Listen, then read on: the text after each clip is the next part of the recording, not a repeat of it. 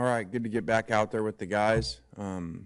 Chance to have an undefeated home season is awesome. So obviously a lot to play for with that. And senior night for our guys, or senior day for our guys, to a number of them to play their last game here is special. So we're excited for this opportunity, and to get to 9 wins and go undefeated at home would be great. Lane, I asked you this last week. You said this was kind of a this week question, but first practice back, how have you kind of seen the team respond after Saturday night? I think they did good. I think this morning, watching it was rough, but you are what you put on film that day.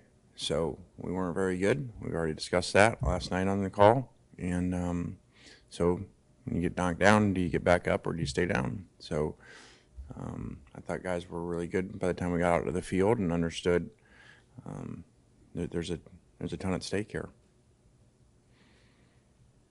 Chris Graves has been playing a lot the last couple of games. I know he got here a little bit late. What was the learning curve for him, and where is he improved enough to feel comfortable putting him out there? Yeah, Chris has done a great job, like you said, especially for getting here that late and very young player. Says a lot about how serious he took the approach coming in. Also would show you our lack of depth at the position too, to bring a young kid in that late, and not just bring him in, but let alone bring him in, but then they go and end up playing for you a lot. So it says kind of a lot about both situations.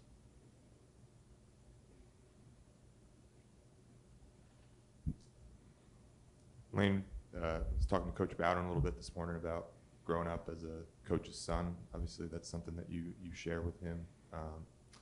Did you enjoy that experience, and at what point did you kind of realize that that's what you wanted to do? I did. First off, I have a lot of respect for Coach Bowden. We played him in a Boca Bowl when he was at Akron, and got to visit with him then, and really did some amazing things at a young age. And he was won his first 20 games at Auburn. So I think growing up around it was awesome. I'm very appreciative of that opportunity, because you start learning so much at an early age. You're kind of, going to football college already when you're growing up. So I'm very appreciative of that, and well aware that that's had a lot to do with getting opportunities early on because of that. So very appreciative of that. And then, I guess I'm curious. Obviously, being an offensive guy, you're doing different things from what your dad did. But what's similar and different, I guess, about like the act of coaching to how you do it and how your father did it? As far as just like compare and contrast, I guess, you and your dad as a coach as best you can. I think we're very different in a lot of ways. I mean, the obvious one is offense, defense. I try to be more like him every year. I think he's an amazing person when it comes to relationships with the other coaches and players and developing them off the field. I just know all the former players that I know, the way that they talk about them.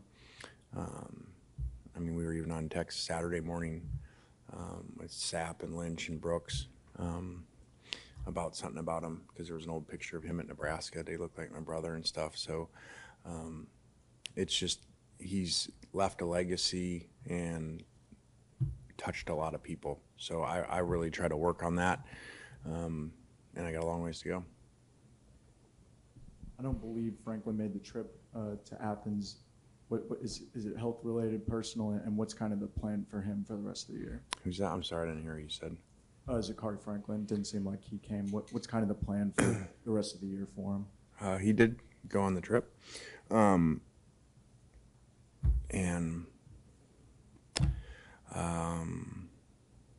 he's I don't know the plan for him the rest of the year.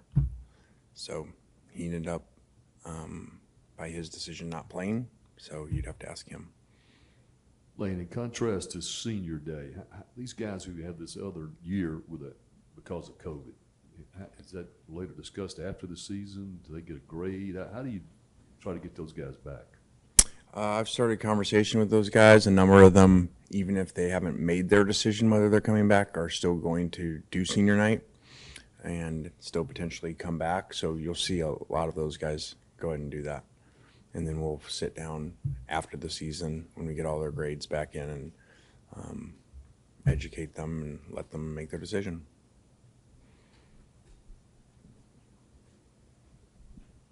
I know ULM's the next one up, but over this next 10-day stretch, 2 games, you've experienced this a couple of years now. What's the challenges in this, especially when the games are really just 5 days apart?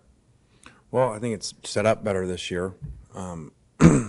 Scheduling put us on the road in a tough conference game late at night to come back for an 11 o'clock kick. So that was, I'm not making an excuse, that was obviously not ideal, especially when the other team is playing an 11 a.m.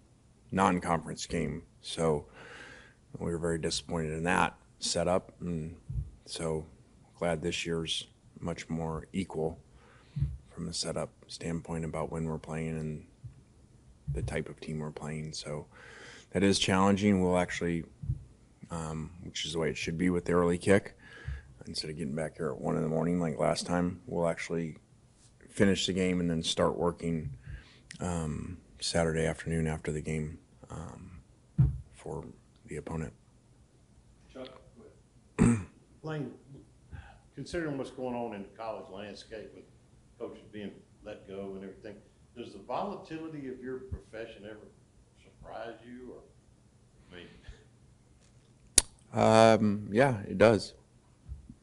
So, I mean, it's not like it used to be. And, you know, there used to be, you had time to build things and you had years to sign classes and see them develop, you know, before people made decisions. So it's obviously not what's going on. You know, to be let go 10 games into your first season when you get hired late, you know, like Zach really is, I mean, I don't know how you do that fast, or how the expectation is to judge you that fast about the job that you did. So unfortunately, it's kind of the end thing to fire people fast. And, you know, to me, it's a lot of grass is always greener. So it is what it is. You touched on it at the beginning, just trying to go undefeated at home for the second time in your Ole Miss tenure and all that. I know the result speaks for itself, but just how far do you believe this fan base has come as far as creating that true home field advantage? I think that we've had some tremendous crowds this year and energy that have impacted some of the games, conference games, as we talked about with some false starts. And, you know, that was really great to see. I can't, you know, I'm very honest and realistic about things. I can't say that was always the case. And, you know, during this run, you know, a year and 2 years ago. So really doesn't matter what it used to be. It's what it is now. So hopefully we keep that up. Kind of like you say with players, there's a test game. This is kind of a test game for fans. You know, do you show up when it's not a conference game? I would like to think so.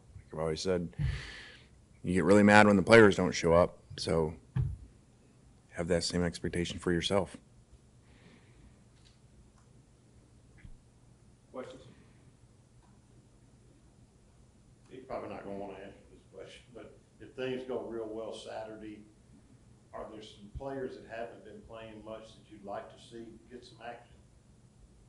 Yeah, I'm not going to really detail that as you kind of said. But if a game were to ever go well, period, that's always good. Because it's always good for your players to have a lower play count. You know, if you look at our play count a year ago in that Arkansas game, how high that was offensively compared to what Mississippi State did in their 11 o'clock game. So, yeah, it would be ideal to have lower snap counts, and it's always better, you know, to get more guys experience.